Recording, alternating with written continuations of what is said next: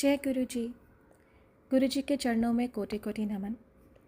गुरु जी इस रहमत चैनल पे आप सभी संगत का स्वागत है। इस चैनल के माध्यम से हम सभी संगत के सत्संग को साझा करते हैं।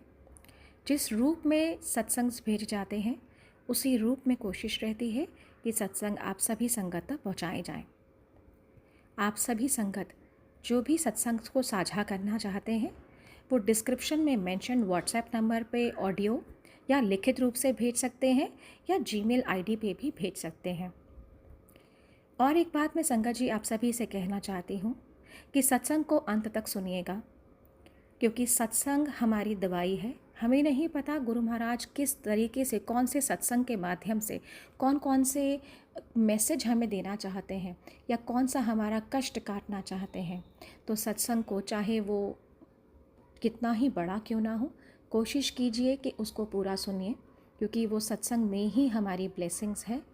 तो प्लीज़ कृपया करके सत्संग को बीच में अधूरा नहीं छोड़ें, अंत तक सुनिए और कोशिश कीजिए कि सत्संग को बाकी संगत तक भी हम साझा कर सकें, हम शेयर कर सकें, क्योंकि गुरु महाराज हमेशा से यही कहते हैं कि सत्संग सुनाने वाले का भी भला, सुनने वाले का भी भला, और शेयर तो बिल्कुल करना ही चाहिए, क्योंकि पता नहीं सत्संग के माध्यम से कौन सी संगत का कल्याण हो सके। जय गुरु जी। शुक्राना गुरु जी। जय गुरु जी। जय गुरु जी। हम खुद कुछ भी नहीं कर पाते, सिर्फ गुरु जी की जब कृपा होती है हम तभी गुरु जी से जुड़ पाते हैं और तभी गुरु जी हमारे सर पे हाथ रखते हैं। हाथ तो उनका जिंदगी भर जब हम पैदा हुए तभी से है उनका, मगर हमें एहसास तब होता है जब गुरु जी हमें अपने चरणों में बुलाते हैं, अपना आशीर्वाद देते हैं। तो इसका एक जो सत्संग है शुरू का हमारे बड़े भाई साहब, मेरी नीस, सब लोग जाते थे गुरुजी पे और हमें नहीं मालूम था कि वो गुरुजी पे जाते हैं। तो एक बार गुरुजी ने हमारे बड़े भाई साहब को बोला कि छोटे नु लेके आए। तो भाई साहब को हमारे समझ नहीं आया, वो अपने छोटे बेटे को ले गए। मगर गुरुजी शायद मुझ पर कृपा करना चाहते थे, मुझे बुलाना चाहते थे, मगर उनको समझ नहीं आया। और फिर किसी ने बोला कि गुरुजी के पास चलो, तो तब उन दिनों में शायद नास्तिकता से भरपूर था, तो मैं नहीं जाना चाहता था किसी भी ऐसी जगह पर। 3-4 बार बुलावा आया और मैं नहीं गया। अब गुरुजी की महिमा देखिए, उनकी कृपा देखिए कि मैंने नई गाड़ी ली थी, करोला, 2007 फरवरी में। और तब हम न्यू फ्रेंड्स कॉलोनी में शिफ्ट हो चुके थे और हमारा पुराना जहां हम रहते थे पंजाबी बाग, तो हम उस पंजाबी बाग जा रहे थे। जब हम साउथ एक्स से क्रॉस होने लगे तब साउथ एक्स जो रिंग रोड की सड़क है, छोटी सड़क होती थी, तो साउथ एक्स की मार्केट की तरफ से बहुत सारी संगत, बहुत सारे लोग सड़क के पास आ रहे थे। तो उनमें एक, तब तो मैं गुरुजी को नहीं पहचानता था, उनका स्वरूप भी नहीं देखा था, तो एक महात्मा जैसे लगने वाले सज्जन बिल्कुल सड़क के पास खड़े हुए थे और मेरी गाड़ी पता नहीं क्यों धीरे हो गई और गुरुजी की आंखों से मेरी आंखें मिली और गुरुजी ने बड़ा मीठा सा स्माइल दिया मेरे को। और तब पहली बार किसी महापुरुष के दर्शन करते हुए मैंने आंटी को बोला, आंटी मेरे साथ थी, कि वाह। तब मेरे मुख से पहली बार किसी के लिए बहुत अच्छे शब्द निकले कि वाह किया। और मैंने कहा क्या पर्सनैलिटी है, क्या है ये, कौन है। और हम लोग अपना काम से चले गए। तो वो गुरुजी ने मेरे को, मैं नहीं जा रहा था तो गुरुजी ने मेरे पे कृपा करके मुझे दर्शन दिए। और उसके बाद बस हम लोग नहीं जा पाए गुरुजी पे। और फिर गुरुजी ने जब महासमाधि ली, तो महासमाधि के कुछ दिन बाद बच्चे अपने फ्रेंड्स के साथ गुरुजी के पास गए महासमाधि के बाद, और उनको वो मंदिर बहुत अच्छा लगा।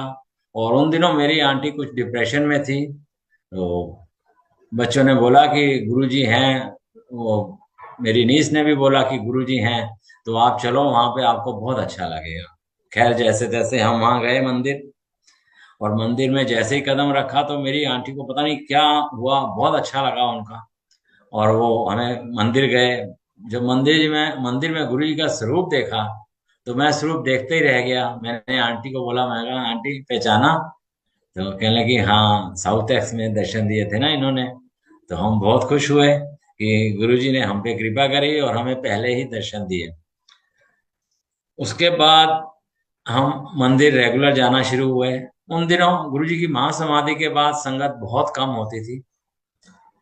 हम लोग जाते थे, पहले एक दिन जाना शुरू हुए, फिर 2 दिन जाना शुरू हुए हफ्ते में, फिर उसके बाद सोमवार, वीरवार, तब शुक्रवार को गुरु जी का सत्संग नहीं होता था, शनिवार इतवार, हम 4 दिन गुरु जी के यहाँ जाना शुरू हो गए, क्योंकि आंटी को बहुत अच्छा लगता था। और हम रात को, बच्चे वहां सेवा करने लग गए, थोड़ी सी संगत होती थी, हम रात को 12-1 बजे आते। और उन दिनों गुरु जी का स्वरूप भी बहुत मुश्किल से मिलता था, तो किसी एक संगत ने हमें एक छोटा सा गुरु जी का स्वरूप दिया। हमने वो स्वरूप दिया और अपने घर में अपनी अलमारी में रखा, मंदिर में नहीं रखा, कि कोई देखेगा तो क्या कहेंगे कि कहाँ जाते हैं। और हमारी उन दिनों बहुत किटियां होती थी, तो हम किटियों को अवॉइड करने लग गए, गुरु जी के मंदिर जाने लग गए। तो हमारे फ्रेंड्स कहने लगे कि आजकल तुम आते नहीं हो किटीज पे, तो हम अवॉइड करने लगे, कि बताने नहीं चाहते थे कि हम कहाँ जाते हैं। मगर हमें गुरु जी पे जाना बहुत अच्छा लगता था। तो धीरे धीरे हम गुरु जी पे रेगुलर, बिल्कुल रेगुलर, सुबह शाम को 6 बजे पहुंच जाते थे, रात को 12-1 बजे आते थे। ये हमारा रूटीन बन चुका था। तो उसके बाद 26 जनवरी 2008 की बात है। 25 जनवरी को बच्चों ने बोला कि चलो हम जयपुर चलते हैं, 26 जनवरी को दिल्ली में सब कुछ बंद होता है, तो हम जयपुर घूम के आते हैं, वहां घूम भी लेंगे और शॉपिंग भी कर लेंगे। तो मैंने अपनी करोड़ा गाड़ी नहीं, होंडा सिटी निकाली, और हम लोग चल पड़े जयपुर की तरफ। 3 बजे के करीब हम जयपुर की तरफ चले दिल्ली से। तो शाम, बिटिया मेरी गाड़ी चला रही थी, मैं था, मेरी आंटी थी, और दोनों बेटियां थी। तो बिटिया मेरी गाड़ी चला रही थी, मानेसर को क्रॉस किया तो थोड़ा सा अंधेरा होना शुरू हुआ। तो मैंने बिटिया को बोला कि अब गाड़ी मेरे को दे दो, मैं ड्राइव करूंगा। तो उसने मेरे को गाड़ी दे दी, मैं गाड़ी में बैठ गया, मैं ड्राइव करने लगा। तो हम आगे जा रहे हैं, तो आगे मेरे को गांव नहीं ध्यान कौन सा गांव था। उस गांव पे सेंटर में एक पुलिस वाला खड़ा था, चौराहा सा था गांव का। तो मैंने गाड़ी रोक ली। वहां बहुत हौच-पौच हो रहा था ट्रैफिक का। जब पुलिस वाले ने इशारा किया, तो मैंने जैसे ही गाड़ी आगे बढ़ाई, तो गांव में उन दिनों जोंगा चलते थे, जो सवारियों को लेके जाते थे इधर से उधर। तो अचानक एक जोंगा पीछे से आया और मेरी गाड़ी के आगे वाले बम्पर को उखाड़ता हुआ आगे निकल गया, और आगे जाके रुक गया। जब रुक गया और मेरी गाड़ी का बम्पर निकल गया, मैं गाड़ी से उतरा और देख रहा हूँ कि बम्पर निकल गया है, अब इसको कैसे करूं। तो मैं उसको ठीक करने लगा, तो इतनी देर में उस चोंगा से 15-20 लड़के गांव के निकल कर मेरे पास आ गए। और जब मेरे पास आके बात करने लगे, तो मुझे लगा कि उन्होंने खूब सारी शराब पी हुई है, नशे में धुत हैं। तो थोड़ी बदतमीजी करने लगे। और मैं, जो गाड़ी का ड्राइवर साइड का दरवाजा होता है, उससे पीठ लगा के खड़ा हो गया, ताकि वो गाड़ी को, कोशिश कर रहे थे कि गाड़ी की चाबी निकाल लें, मगर बच्चों ने अंदर से गाड़ी की चाबी निकाल के गाड़ी को अंदर से लॉक कर दिया। और इतनी देर में एक लड़का आया, जो सबसे ज्यादा शरारती लग रहा था मेरे को। उसने मेरा चश्मा उतार लिया, और दूसरे लड़के ने पॉकेट में हाथ डालने की कोशिश करी, शायद वो मेरा पर्स निकालना चाह रहा था। एंड देवर आस्किंग कि 15,000 रुपये दो, हमारा इतना नुकसान कर दिया, हमें 15,000 रुपये दे। तो मेरे पास कोई शब्द नहीं थे उनको मना करने के या कुछ कहने के, मैं खुद घबरा गया। और अब इस घबराहट में मुझे कुछ समझ नहीं आ रहा था कि मैं क्या करूं। और वो अपनी डिमांड रख रहे थे कि 15,000 दो, 15,000 दो, तब हम जाने देंगे। और इतनी देर में एक और आया, उसने पता नहीं हाथ उठाया, क्या करने की उसकी नीयत थी, मुझे कुछ समझ नहीं आया। और मैंने तब एक अपनी आंखें बंद करी और मन ही मन गुरु जी को बोला, गुरु जी बचा लो। और 1 सेकंड हुआ, 2 सेकंड हुए, 5, 10, 15, 20, 25 सेकंड गुजर गए, तो कुछ आवाज ही नहीं आई मेरे को। तो मैंने एकदम से आंखें खोली, तो क्या देखता हूँ कि जैसे सब के सब लड़के स्टैचू बने हुए हैं, और एकदम से जैसे ही मैंने आंखें खोली तो उनका एटीट्यूड एकदम से चेंज हो गया। सॉरी सॉरी सॉरी सॉरी बोलने लगे एकदम से उनका। वो एक ने आवाज दी, सबका चश्मा लेकर आओ, मेरा चश्मा ले आया। दूसरे ने एकदम से बम्पर ठीक करना शुरू कर दिया। तीसरे ने, सब हट गए आगे से और गाड़ी को जाने दिया। पूछने लगे कहाँ जा रहे हैं, हमने कहा जयपुर जा रहे हैं। बोलते हैं जाओ जाओ, सॉरी हमसे गलती हो गई। तो तब मैंने रियलाइज किया कि गुरुजी को मैंने सिर्फ यही बोला, आंखें बंद करके मन से मेरे आवाज निकली कि गुरुजी बचा लो। और गुरुजी ने एकदम से सचमुच ही बचा लिया उन लोगों से। तो उसके बाद हमें लगा कि गुरुजी ही गुरुजी हैं और कुछ भी नहीं है। तो हम जयपुर में घूमे। 2 दिन बाद हम जब जयपुर से दिल्ली आए तो सबसे पहले हमने क्या किया, जब भी हम बाहर से आते थे घर तो मंदिर में अपने माथा टेकते थे, थैंक्स करते थे गॉड से। तो उस दिन हमने वहां थैंक्स करने की बजाय सीधा अपने कमरे में अलमारी खोली, उसमें से गुरुजी का स्वरूप निकाला और उनको अपने मंदिर में स्थापित किया कि आज से गुरुजी आप ही हो, सब कुछ आप ही हो हमारे लिए। और गुरुजी ने इतनी बड़ी मुसीबत से बचाया था। तो बस उस दिन से हम गुरुजी से दिल से ऐसे, गुरुजी ने जोड़ लिया हमको, ऐसे जोड़ लिया कि बस उसके बाद तो अब गुरुजी ही हैं हमारे लिए सब कुछ। उसके बाद हम लोग जब गुरुजी ने महासमाधि ले ली तो अभी आप देखते होंगे कि उसके ऊपर बहुत बढ़िया सुंदर सा गुरुजी की महासमाधि के चारों तरफ शीशे लगे हुए हैं और ऊपर वो कमरा सा बना हुआ है। तो जब हम जाते थे तो तब सिर्फ समाधि बनी थी और कमरा अभी नहीं बना था। तो कमरे की शुरुआत हो रही थी और उसमें नींव खुदी हुई थी। तो हम लोग महासमाधि में जब माथा टेकने जाते थे तो वो नींव के ऊपर से पैर रख के जाते थे, जगह जगह गड्ढे खुदे हुए थे। और उससे 3 दिन पहले एक आंटी ने बोला, मैंने अपने हाथ में एक रिंग पहनी हुई थी पुखराज की, और एक आंटी ने देखा मेरी रिंग को और बोले ये क्या है। मैं कहा ये पुखराज है। तो कहने लगी ये क्यों पहना हुआ है। मैं कहा मेरी राशि का है। कहते हैं आपको पता है गुरुजी बोलते थे कि ये इन वहमों में मत पड़ो, कोई पत्थर वत्थर मत पहनो, वहमों में नहीं पड़ना चाहिए। तो मैंने ये बात सुनी, एक कान से सुनी दूसरे कान से निकाल दी, कुछ असर नहीं हुआ मेरे।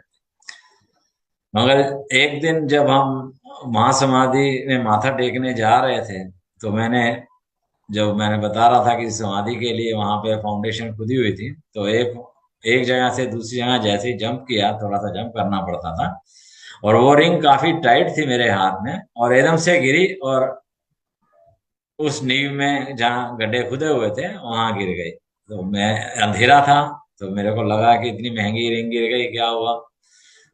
नजर मारी इधर उधर, मगर नहीं दिखी। इतनी देर में और लोग आए तो मिट्टी गिरी तो वो रिंग समाधि में ही समा गई। तो तब मेरे को लगा कि गुरुजी इशारा कर रहे हैं कि वाकई इन्हें वहमों में मत पड़ो। गुरुजी की बात सही लगी। तो बस उसके बाद मेरे को उस रिंग का भी कोई अफसोस नहीं हुआ और उसके बाद हमने ये सब तरह के, इस तरह के वहमों को छोड़ दिया। तो गुरुजी की कृपा ऐसे ही बनती चली गई, बनती चली गई, और हम गुरुजी के रंग में रंगते चले गए। जब गुरुजी ने महासमाधि ली उसके बाद मेरे को एग्जैक्ट याद नहीं है, मगर शायद दिवाली का फंक्शन था और सब संगत कम होती थी। तो जैसे ही हमने गेट से एंटर किया, सबको एक एक दिया दिया जा रहा था वहां पे। छोटा छोटा दिया था और उसमें घी था। तो हमने पूछा कि इसको क्या करना। बोले आप जब दरबार में जाओगे तो आपको बता दिया जाएगा क्या करना। हम लोग गए तो तब दरबार में ही हम लोग बैठे हुए थे, सब संगत बैठती जा रही थी, कुछ संगत पीछे थी। तो जब 8 बजे उन्होंने अनाउंस किया कि अपने अपने दिए जलाओ, अब हम सब गुरु जी की आरती अपनी जगह खड़ी होके करेंगे। तो हम सब लोगों ने एक दिए से दूसरा, दूसरे से दिए, दूसरे दिए से तीसरा दिया, ऐसे दिए जला लिए और गुरु जी की आरती करी। वो जो अभी भी आंखों में हमारे वैसे ही घूमता है कि वैसा ना कभी हुआ था और ना कभी होगा। और कम से कम 2-2,500 संगत आरती कर रही है, सब अपने अपने दिए जला के बहुत मस्ती से, बहुत खुशी से आरती कर रहे थे हम लोग। आरती के बाद उन्होंने सबको बोला कि अब अपने अपने दिए बुझा लीजिए और अपने पास ही रखिए दिए। तो हमने सबने बैठ गए। मैं, आंटी मेरे साथ थी, आंटी के पास अपना दिया था, मेरे पास अपना दिया था। हमने सबने अपने अपने दिए बुझा के अपनी अपनी जगह पे बैठ गए। फिर वहां अनाउंसमेंट हुई कि आपके दिए के नीचे एक नंबर लिखा हुआ है। अब हम पहली बार गुरु जी के 12 चोले डिस्ट्रीब्यूट करेंगे। जिस संगत का नंबर आएगा, दिए के नीचे नंबर लिखा हुआ है, जो नंबर जिसका निकलेगा उसको हम गुरु जी का एक चोला देंगे। तो मगर तब हम लोग पूरी तरह नहीं जुड़े थे गुरु जी से। तो हमें लगा कि ये क्या करना है, हमने चोले का क्या करेंगे हम। ये लोग बड़े खुश हो रहे हैं, मगर हमें नहीं लग रहा था कि इसकी हमारे लिए कुछ वर्थ है। तो अनाउंसमेंट हुई, एक नंबर निकला, दूसरा नंबर निकला, तीसरा नंबर निकला, और जिन जिन के नंबर निकल रहे थे, जिनके चोले निकल रहे थे, वो खुशी के फूले नहीं समा रहे थे, ऐसे रिएक्ट कर रहे थे, हमें समझ ही नहीं आ रहा था कि क्या हो रहा है। और मेरा नंबर था 1034, मेरे को अभी भी याद है। और 1033 नंबर निकला, चोला मिला। फिर 1035 नंबर निकला, उसको भी चोला मिला। हमारा 1034 था, हमारा नंबर नहीं आया, एक नंबर नीचे एक नंबर ऊपर, दोनों को चोले मिले और वो लोग बहुत खुश थे। मगर तब शायद हमें समझ नहीं आया। उसके बाद हम जाते रहे। फिर वो 26 जनवरी वाला इंसिडेंट हुआ जब हम गुरु जी से जुड़े। उसके बाद आंटी को पता नहीं क्या लगा कि हमने उस दिन बड़ी गलती करी। हम बहुत गलती करी। गुरु जी का चोला तो गुरु जी का चोला ही है, गुरु जी का समझ लीजिए एकदम प्रसाद मिल जाएगा हमारे घर में अगर हमको मिलता। तो आंटी बार बार बार बार इसी बारे में सोचती रहती थी, और बहुत ज्यादा सोचती थी। वो रिग्रेट करती थी कि हमने उस दिन क्या गलती करी। आप यकीन मानो, एक साल बाद एक आंटी जो पहले न्यू फ्रेंड्स में रहते थे, फिर वो उन्होंने हमारे घर में सत्संग था, सत्संग शेयर किया अपना। और उसके बाद वो छतरपुर के पास ही शिफ्ट हो गए। तो उन्होंने हमें, हम मंदिर में थे, उनका फोन आया कि कहाँ हो। हमने कहा हम मंदिर में हैं। तो बोले आप मेरे घर से ना होते हुए जाना। तो हमने कहा ओके। हमने हामी भर दी। हम उनके घर गए, ड्राइंग रूम में बैठे, चाय पी। तो वो गुरुजी से बहुत जुड़े हुए थे और गुरुजी उनके घर में काफी टाइम रहे। तो उनके पास गुरुजी का बहुत सारा सामान था। गुरुजी के कपड़े, गुरुजी की जुतियां, बहुत सारा सामान था। और उन्होंने हमें पहले बताया था कि मेरे पास बहुत सारा ऐसे ऐसे गुरुजी का सामान है, गुरुजी की कृपा है। तो कमरे में गए और वहां से एक कुर्ता लेकर आए। और आंटी को बोले कि आंटी ये आपके लिए है, ये कुर्ता गुरुजी का, ये गुरुजी का पहना हुआ कुर्ता है, ये आपके लिए है। तो आंटी तो एकदम से सोच रही थी एक साल से। और जैसे ही कुर्ता मिला तो आंटी ने तो उसको ऐसे एकदम से जफ्फी डाल के अपने पास रखा कि जैसे गुरुजी बिल्कुल उसके बीच में है, और फील भी ऐसे हो रहा था कि जैसे गुरुजी ने वो पहना ही हुआ है। और आंटी ने कुर्ता दिया था। फिर पता नहीं क्या हुआ, आंटी को 5 मिनट बाद कहती है रुको 1 मिनट। फिर अंदर गई और गुरुजी की उसी कुर्ते की धोती ले आई। कहती ये भी आप रख लो। कहती पहले तो मैंने सोचा कि मेरे ग्रैंड चिल्ड्रन होंगे, मैं उनको ये धोती, उनके कपड़े सिलवाऊंगी, मगर ये आप ही रख लो। ऐसे हमें गुरुजी का जोड़ा मिला। 10 मिनट बाद फिर वो आंटी गई, रुको मैं कुछ और लेकर आ रही हूँ। वो फिर अपने कमरे में गई और गुरुजी का दिव्य प्रसाद जो गुरुजी ने उनको दिया था, उन्होंने वो दिव्य प्रसाद का एक बहुत बड़ा टुकड़ा हमारे साथ शेयर किया। हमें गुरुजी का दिव्य प्रसाद मिला, गुरुजी का चोला मिल गया। हम तो फूले नहीं समा रहे थे, हमें तो हो रहा था कि बस अब तो गुरुजी ने बहुत कृपा कर दी, थैंक यू गुरुजी। गुरुजी को थैंक्स ही करते जा रहे थे। तो ऐसे जो मन में हमारे आंटी के आया कि हमने गलती करी, तो उस गलती को गुरुजी ने माफ किया और हमें वो गुरुजी का चोला दिया, ग्रे कलर का चोला। और आज भी उस चोले को हम टच करते हैं तो ऐसे ऐसा अजीब सा एहसास होता है। बहुत अच्छा लगता है उस चोले को देख के। जब कभी हमारे घर में सत्संग का मौका गुरुजी देते हैं हमें, तो हम वही गुरुजी का चोला गद्दी पे बिछाते हैं। और अभी भी उस चोले को छूने से बहुत अच्छा एहसास होता है। और उसके बाद बस गुरु से जुड़ते रहे, गुरु जी की महिमा होती रही। अब बस सब कुछ गुरु जी थे। जहां हम बैठते थे, अपनी किटी में बैठते थे, फ्रेंड्स के साथ बैठते थे, हमारे पास गुरु जी के अलावा और कोई बात करने कोई नहीं होता था। धीरे धीरे जितने हमारे फ्रेंड्स थे वो भी गुरु जी से जुड़ते गए, गुरु जी की महिमा में आते गए, मंदिर जाने लगे। हम 2009 में ऑस्ट्रेलिया गए। मेरी बिटिया तो ऑस्ट्रेलिया थी, हम उसको मिलने गए ऑस्ट्रेलिया में। तो गुरुजी की कोई सीमा नहीं है कि वो कहाँ है कहाँ नहीं है, वो तो सब जगह है। तो वो बिटिया बहुत मानती थी, क्योंकि वो 2006-07 में उसने बहुत सेवा करी वहां पे मंदिर में, तो उसका बड़ा दिल वहां उदास होता था कि यहाँ सब कुछ है, गुरुजी का मंदिर नहीं है। और हम गए तो हमने कहा चलो अब इसने परमानेंट यहीं रहना है, कोई सामान लेके देते हैं। तो उसने एक बेड पसंद किया था, बहुत अच्छा सा बेड। तो थोड़ा दूर था, तो कहने लगे कि हम ये सैटरडे को पिक करेंगे। और क्योंकि सैटरडे को उसका ऑफिस बंद होता था। तो हम वो लेने के, मैं कहा लेकर कैसे आएंगे? बोले ये कार में आ जाएगा, कार वाला $15 चार्ज करता है, और आ जाएगा आराम से। मैंने कहा है तो बहुत दूर, $15 में आ जाएगा? कहती है हाँ आ जाएगा। तो जब हम वहां गए तो शाम के 4:30-5 बज चुके थे।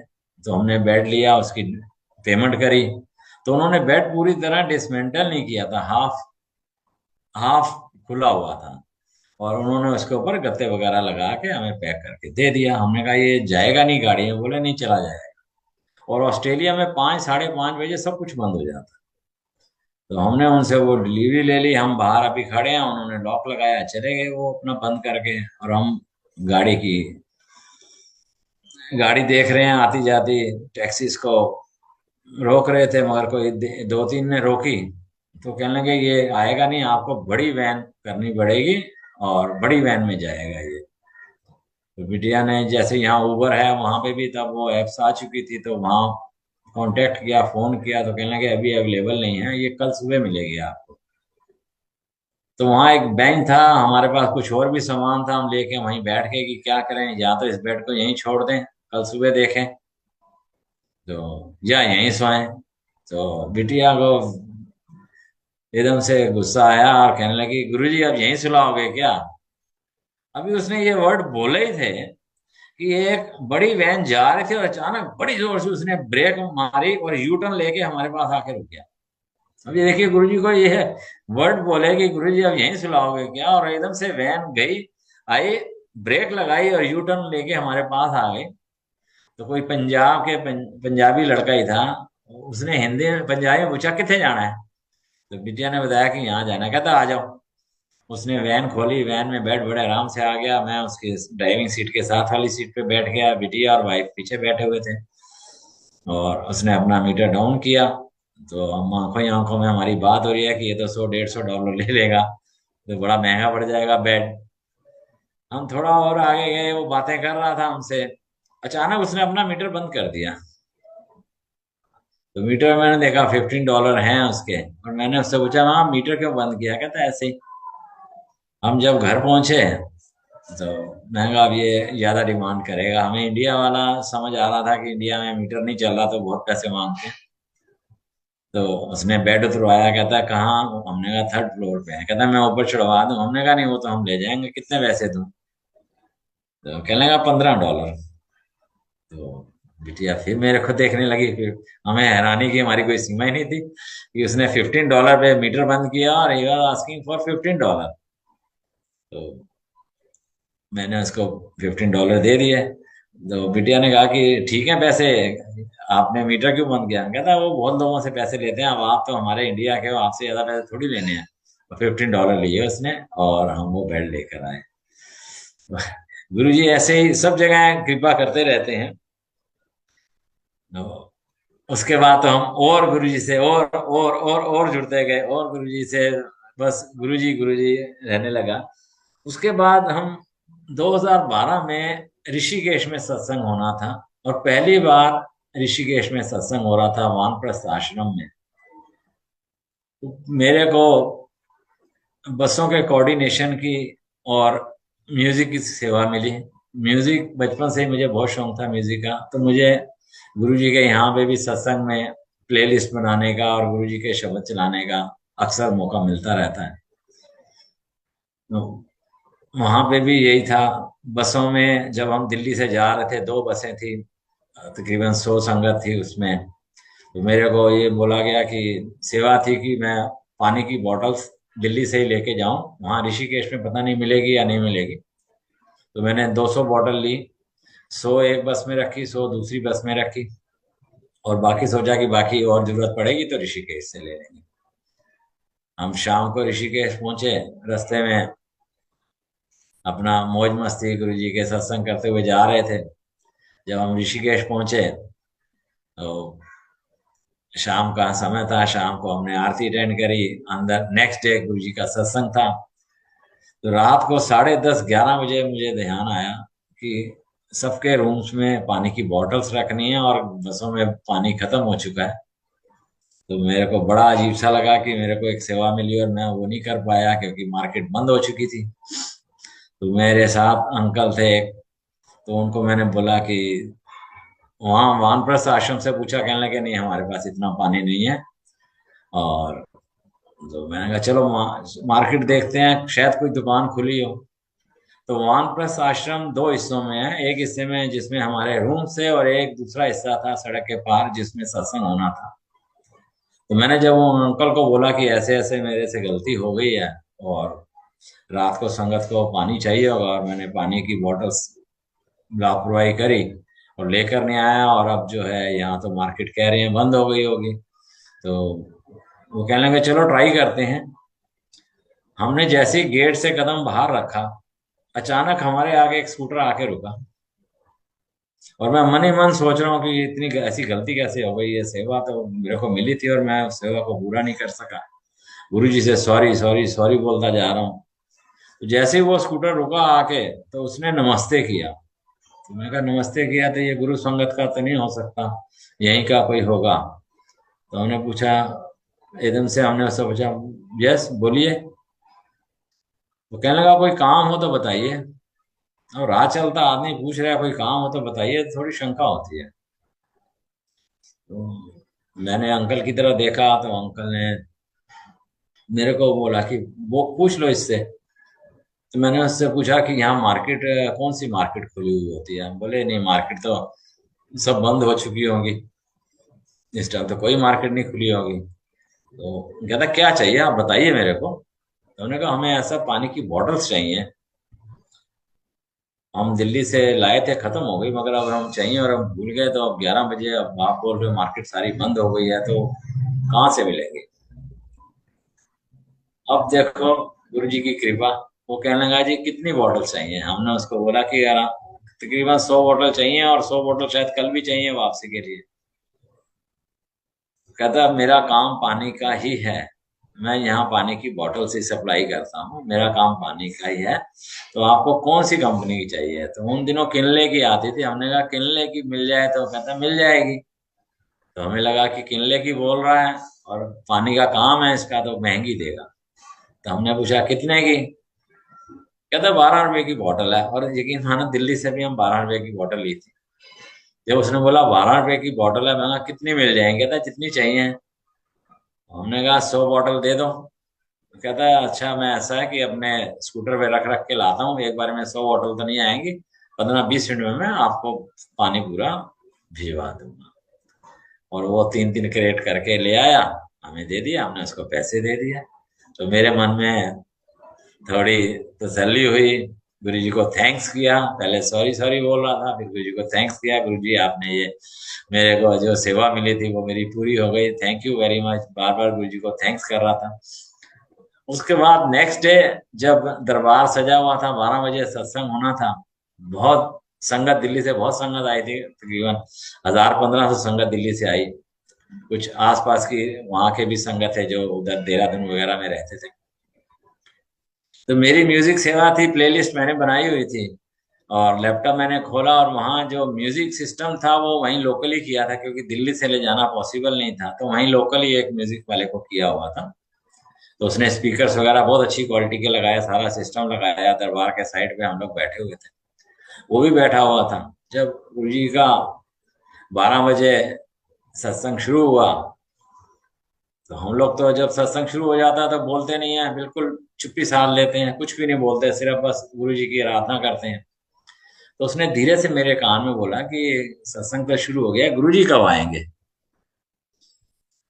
अब जब उसने ये क्वेश्चन पूछा तो मेरे को बड़ी हैरानी, क्योंकि उसको तो नहीं मालूम था कि गुरु जी महासमाधि ले चुके हैं। तो कहने लगा गुरु जी कब आएंगे। मैंने कहा देखो अभी आ जाएंगे। मैंने ऐसे ही बोल दिया उसको कि अभी आएंगे गुरुजी। तो वो अपना बड़ी क्यूरियोसिटी से देखता रहा, गद्दी की तरह देखता रहा। हमने आंखें बंद करी, अपना सत्संग चल रहा है। जब 2 बजे आरती हुई, आरती के बाद जब हम सब लोग खड़े हुए आरती के बाद सत्संग करने के लिए, एक आंटी खड़ी हुई। तो वो धीरे से मेरे कान में कहता, कहते आपके गुरुजी तो कमाल है। बड़ी हैरानी से उसने बोला, आपके गुरुजी तो कमाल है। मैं, क्यों, क्या हुआ? कहता है, अरे जो आपने ऊपर स्वरूप लगाया सेम कलर के उन्होंने जोड़े पहना हुआ, आए, बैठे अपनी गद्दी पर, मगर जल्दी क्यों चले गए? सिर्फ 10 मिनट ही बैठे। अब ये देखो कि गुरुजी, उसको गुरुजी ने दर्शन दिए कि गुरुजी आए, गद्दी पे बैठे, और 10 मिनट उसको दर्शन देते रहे। उसके बाद गुरुजी, उसको लगा कि गुरुजी चले गए। इसलिए जब भी हम सत्संग करते हैं तो हमारे मन में यही होता है कि गुरुजी सामने विराजमान है, इसलिए हम लोग बोलते नहीं है। शांति से 2 घंटे का सत्संग होता है, 2.5 घंटे का होता है, 1 घंटे का होता है, तो बिल्कुल मग्न होके गुरुजी को निहारते हैं, या आंखें बंद करके गुरुजी को निहारते हैं। तो ऐसे 2 इंसिडेंट वहां हुए हैं। तो और मैं खुद बड़ा हैरान था कि मैं कहा इसको गुरुजी ने दर्शन दिए, और सेम चोले में दर्शन दिए जो स्वरूप का दर्शन था, तो जो उन्होंने स्वरूप में पहने हुए थे। इसके बाद कभी कभी मैं, सेवादार जो है वहां सेवा करते हैं, बेचारे बड़ी मन से सेवा करते हैं। अब तो संगत बढ़ती चली जा रही है, मल्टीप्लाई होती जा रही है, और सेवादारों की सेवा भी बहुत कठिन है। हम लोग समझते हैं कि ये क्या कर रहे हैं, बहुत कठिन सेवा है। तो कभी कभी हम अड़ जाते हैं उनसे, सेवादारों से, कि नहीं ऐसे कैसे कर सकते हो, ऐसे नहीं कर सकते हो। तो कभी कभी मैं भी गलती करता था, गाड़ी के उस पे मैं अड़ता था। एक दिन मैंने सोचा कि अब नहीं, अब सेवादार जो बोलेगा, जैसे बोलेगा, मैं वैसे ही करूंगा, मैं नहीं अड़ूंगा। उस दिन मन में मैंने ये विचार ठान लिया। सेवादार ने मेरे को गाड़ी बोला यहाँ खड़ी करो, मैंने वहीं गाड़ी खड़ी कर दी। उसके बाद बोले शटल में बैठो, हम शटल में बैठ गए। उसके बाद मंदिर आए, तो उस दिन रश बहुत था, बहुत संगत थी वहां पे। तो सेवादार ने बोला वहां एक जगह बिठाए। 10 मिनट बाद जब संगत आगे चली जाती है तो वहां से खड़ा करते हैं, फिर दूसरी जगह बिठाते हैं। तो कई बार ये कुछ बुजुर्ग लोग ऐसे होते हैं कि वो बार बार उठ बैठ नहीं सकते, तो वो खड़ा रहने की कोशिश करते हैं, मगर सेवादार बोलते हैं बैठ जाओ, वो उनका काम है, बोलते हैं बेचारे। तो जब बड़े गेट के पास हमारा नंबर आया, हम बड़े गेट के पास बैठे हुए थे। तो उस दिन मैंने सोच रखा था कि आज सेवादार से कुछ नहीं आर्ग्यू करूंगा, जो सेवादार बोलेगा वैसे ही करूंगा। मैं वहां बैठ गया, और मेरे साथ में एक और आंटी थी, उनका छोटा बच्चा था, बहुत जोर जोर से चिल्ला रहा था, मेरे को बड़ी इरिटेशन हो रही थी। मैंने आंखें बंद करी और गुरुजी के जो शब्द चल रहे थे उनमें ध्यान लगाने की कोशिश करी।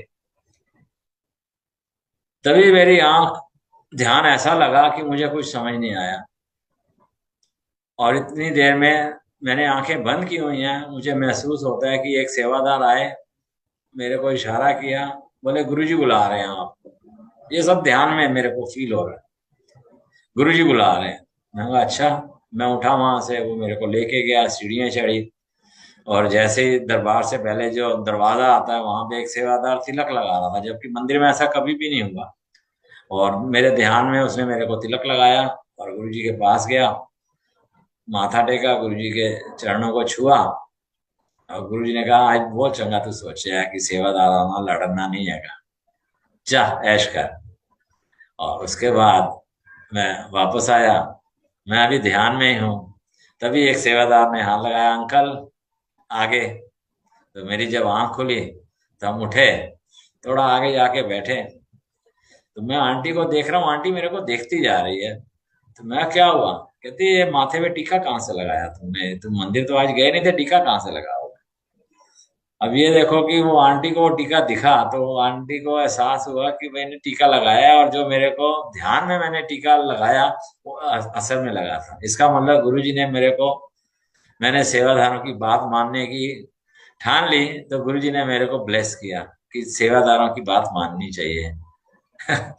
तो उसके बाद फिर अब तो बस सेवादार जैसे बोलते हैं मैं वैसे ही करता हूँ। एक बार पता नहीं क्या हुआ मेरे को, मैं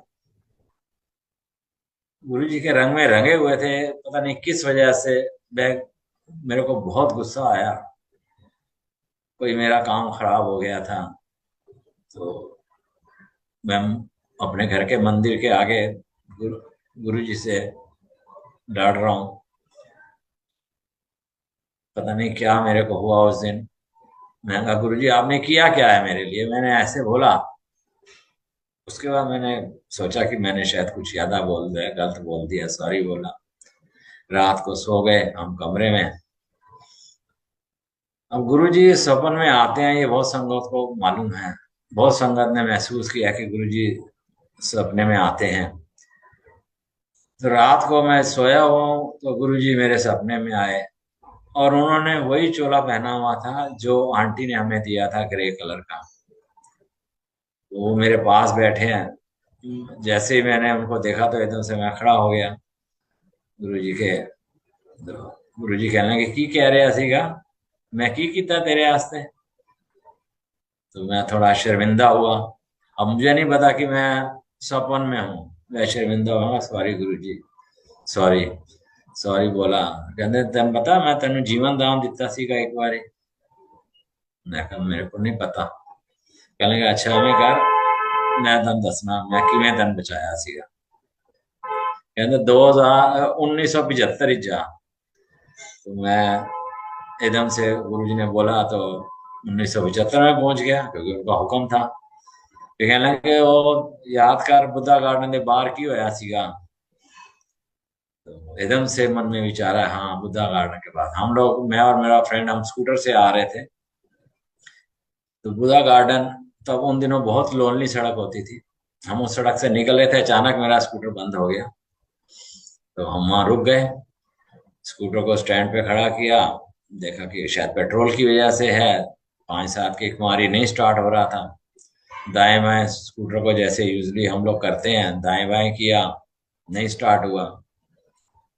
हम लोग वहां खड़े सोच रहे हैं कि क्या करें इसको, क्योंकि वहां से राजेंद्र नगर भी बहुत दूर था, पंजाबी बाग तो खैर बहुत ही दूर था। मैं कहा अब क्या करें, आपस में हम सलाह कर रहे हैं।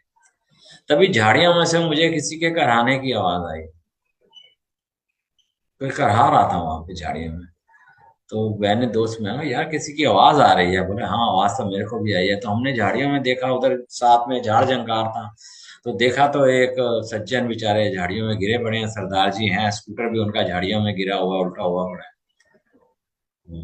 हमने उनको हमने सोचा क्या करें। हमने कहा नहीं इनको बाहर निकालना है, अब सर्दियों के दिन है, अगर इनको यहीं छोड़ दिया तो ये तो बेचारे रात को नहीं बच पाएंगे। तब हमने नहीं रियलाइज किया कि हमारा स्कूटर भी उसी वजह से खराब हुआ होगा कि हमने उनकी हेल्प करनी है। खैर हमने उनको निकाला झाड़ियों में से, बहुत बुरी तरह जख्मी हुए हुए थे, सिर पे चोट लगी हुई थी उनकी, मगर थोड़ा थोड़ा होश था। उनका स्कूटर खींच के बाहर निकाला। स्कूटर का हैंडल टेढ़ा था, हैंडल को सीधा किया। खैर स्टार्ट किया हमने उनके स्कूटर को, तो उनका स्कूटर स्टार्ट हो गया। उसके बाद जब मैंने अपने स्कूटर पे किक मारी तो वो भी स्टार्ट हो गया। तो अब मैंने कहा कैसे करना, तो कहता कि मैं इनका स्कूटर चलाता हूँ और इनको तुम्हारे पीछे बिठाता हूँ। मैं कहा ये होश में नहीं है, गिर जाएंगे। तो उनकी पगड़ी थी, तो पगड़ी से मेरे को और उसको मेरे फ्रेंड ने बांध दिया। तो हमने उनसे पूछा कहाँ जाना है, तो वो थोड़े थोड़े होश में थे, बोले राजेंद्र नगर, धीरे से उन्होंने बोला। तो हमने कहा एड्रेस पता है आपको, कहते हैं हाँ चलो। उन्होंने इशारा किया चलो। हम धीरे धीरे, बिल्कुल धीरे धीरे धीरे धीरे स्कूटर चलाते गए चलाते गए चलाते गए। फिर वो हमें गाइड करते गए, अब यहाँ मुड़ना है, यहाँ मुड़ना है, यहाँ मुड़ना है, करते करते हम उन्होंने अपने घर हमें पहुंचा दिया। जब उनके घर पहुंचे तो वो ग्राउंड फ्लोर पे ही रहते थे। तो हमने घंटी बजाई तो उनकी वाईफाई बाहर, तो उसको लगा पता नहीं क्या हुआ है। तो हमने उनको बताया कि ऐसे ऐसे ये गिरे हुए थे। तो वो बेचारे ने हमें आशीर्वाद दिए। उसके आशीर्वादों की ऐसी वर्षा बरसा हुई हम पे कि हम कह नहीं सकते, हमें अंदर से बहुत अच्छा लग रहा था। और वो आशीर्वाद पे आशीर्वाद देती जा रही थी कि अगर तुम लोग इनको नहीं लाते तो रात को पता नहीं क्या होता है इनका। खैर वो कहने लगी चलो थैंक यू वेरी मच। बोली चाहे, हमने कहा नहीं हम कुछ नहीं, हम घर जा रहे हैं, बहुत लेट हो गया हमको। और हम घर चले गए। कुछ दिन बाद एक दिन संडे को मैं और मेरे बहुत सारे दोस्त हम करोल बाग में बैठे हुए थे। तो अचानक सबका प्रोग्राम बना कि चलो हम फरीदाबाद चलते हैं। छुट्टियां थी शायद उस दिन, संडे था, मेरे को डे याद नहीं है। चलो फरीदाबाद चलते हैं। हमने कहा अच्छा चलो। तो हम करोल बाग से निकले, मेरे पास ऐसे स्कूटर था, मेरे स्कूटर के पीछे मेरा वही वाला फ्रेंड बाई चांस बैठा। थोड़ा आगे जाके ना उतरा, कहता मेरे को तेरे साथ नहीं बैठना, वो दूसरे फ्रेंड के साथ बैठ गया और मैं अकेले, मैं कहा चल मैं अकेले ही चलाता हूँ। और फैज रोड करोल बाग के पास एक गोल चक्कर है जहाँ हनुमान जी की बहुत बड़ी मूर्ति बनी हुई है। तो उन दिनों मूर्ति नहीं होती थी, और वो बहुत अजीब सा चौराहा है, राउंड अबाउट बहुत अजीब सा है। 5 सड़कें हैं और 5 सड़कों के बीच में से 2 सड़कें और निकलती हैं। तो हमने फरीदाबाद जाना था, तो मैं जैसे ही वहां से निकाल रहा था स्कूटर, हमारी थोड़ी स्पीड थी, तो तभी दूसरी साइड से एक ट्रक आ रहा था, और ट्रक बहुत स्पीड में था, मैंने भी ध्यान नहीं दिया, और एकदम से देखा ट्रक है, तो मैंने बहुत जोर से ब्रेक लगाई, मगर ब्रेक नहीं लग पाई। और आप यकीन मानो, मेरा स्कूटर घिसटता हुआ ट्रक के नीचे से, ट्रक फुल स्पीड में था, और ट्रक के नीचे से घिसटता हुआ परली तरफ निकल गया। और मेरे सब दोस्त और लोग एकदम से रुक गए कि ये बंदा तो गया, ये बंदा तो गया। और मैं परली तरफ घिसटता हुआ गिरा निकला, और कुछ नहीं हुआ मेरे को, मैं खड़ा हो गया, स्कूटर में थोड़ा डैमेज हुआ, घिसट गया स्कूटर। सब दोस्त एकदम से, अरे क्या हुआ कैसे, मैं कहा समझ नहीं आया मेरे को कब ये ट्रक आया और कब मैं इसके, और चलते ट्रक के नीचे से मैं निकला। तो गुरु जी कहने लगे याद आ गया हूँ, तेन जीवन दान दिता सी। तो इसका ये मतलब नहीं है कि जब हम गुरु जी से जुड़े हैं तभी गुरु जी की कृपा हो रही है। भगवान की कृपा हमेशा हम पे रही है, अगर हम अच्छे काम करते हैं तो भगवान की कृपा हमेशा हम पे रहती है। तो गुरु जी कहते हूँ दस, मैं कहा नहीं सॉरी गुरु जी, सॉरी वेरी सॉरी, आज के बाद मैं कंप्लेन नहीं करूंगा, आप जो कर रहे हो सब अच्छा कर रहे हो, बहुत अच्छा कर रहे हो, and thank you very much, thank you Guru ji, thank you Sangat ji, thank you and thank you. जय गुरु जी। जय गुरु जी संगत जी। बहुत ही प्यारा, बहुत ही अद्भुत सत्संग अंकल ने शेयर किया। और ये गुरु जी के टाइम की संगत हैं जिन्होंने अपना सत्संग हमारे सभी के साथ साझा किया। शुक्राना अंकल का, शुक्राना गुरु जी महाराज का। संगत जी, गुरु जी हमेशा से हमें वहमों से दूर रहने के लिए कहते हैं। और अंकल ने अपने सत्संग में भी शेयर करा कि कैसे गुरुजी महाराज ने जो उन्होंने स्टोन्स पहन रखे थे हाथ में, पुखराज वगैरह सब उतरवा दिया। आइडियली जब आप गुरुजी को मानते हैं तो पूर्णता से मानिए। ऐसा ना हो कि आप गुरुजी के पास भी जा रहे हैं, आप पंडित के पास भी जा रहे हैं, पत्री दिखा रहे हैं, आपने कोई भी बर्थ स्टोन्स पहन रखे हैं, टैरो करा रहे हैं, पास्ट रिग्रेशंस हैं, रेकी है, वास्तु है। प्लीज़ इन सब चीज़ों से दूर रहिए। गुरुजी कभी भी इन चीज़ों को एक्सेप्ट नहीं करते। सिर्फ अपने कर्म पे विश्वास रखिए, गुरु महाराज में आस्था रखिए, अपना डायरेक्ट कनेक्शन गुरु महाराज से बनाइए। आपके और गुरु जी के बीच में कभी कोई तीसरा नहीं आना चाहिए। और अंकल ने कैसे हमें ये भी बताया कि जब गुरु जी ने चूल्हा छोड़ दिया था, और उन सभी संगत के लिए कितना दुखदाई था। और लेकिन फिर भी गुरुजी ने हमेशा अपनी प्रेजेंस उनको बताई कि हर पल वो उनके साथ थे। एक्चुअली हैं तो गुरुजी तो आज भी अपनी संगत का कितना ही कल्याण करते हैं, ना होकर भी वो हैं। तो सभी संगत से मेरी हाथ जोड़ के यही अरदास और विनती है कि कृपया करके अपना विश्वास पक्का रखिए गुरुजी में, अपनी आस्था पक्की रखिए। ठीक है, आप दूसरे भगवान में आपकी आस्था है, किसी को भी आप मानते हैं, लेकिन आप, गुरुजी ने कभी नहीं कहा कि अपने भगवानों को जिनको आप पूजा करते हैं उनको छोड़ के तुम मेरे पास आओ। मानो तो किसी एक को, क्योंकि गुरुजी हमेशा से कहते थे कि पैसा एक को ही खाते चहुंदा है। मतलब आपकी अगर आस्था है तो किसी एक में पूर्णता से रखिए। दो नाव में पैर रख के चलेंगे तो हमेशा इंसान गिरता ही है। तो संगत जी, अगर गुरुजी में आस्था है, गुरुजी को मानते हैं, कुछ भी बर्थ स्टोन्स पहन रखे हैं तो कृपया करके प्लीज़ उतार फेंकिए। गुरुजी बहुत सुनते हैं। आपके होंठ हिलने से पहले ही गुरुजी समझ जाते हैं आपको क्या चाहिए, आपको लाइफ में क्या चाहिए, या आप क्या अरदास भी करने वाले हैं। तो सोचिए, जो आपके मन के भीतर की सब चीज़ जानते हैं, उन्हें कुछ बताने की ज़रूरत ही नहीं है। तो शुक्राना गुरुजी महाराज का। और संगत जी, अगर आपको सत्संग अच्छा लगे तो प्लीज़ लाइक कीजिए, शेयर कीजिए, कमेंट कीजिए और चैनल को सब्सक्राइब कीजिए, ताकि नया जब भी सत्संग अपडेट हो आपको नोटिफिकेशन आ जाए। इसी के साथ मैं अपनी वाणी को यहीं विराम देती हूँ, गुरु जी के मंत्र जाप के साथ। ओम नमः शिवाय, शिव जी सदा सहाय। ओम नमः शिवाय, गुरु जी सदा सहाय। जय गुरु जी, शुक्राना गुरु जी।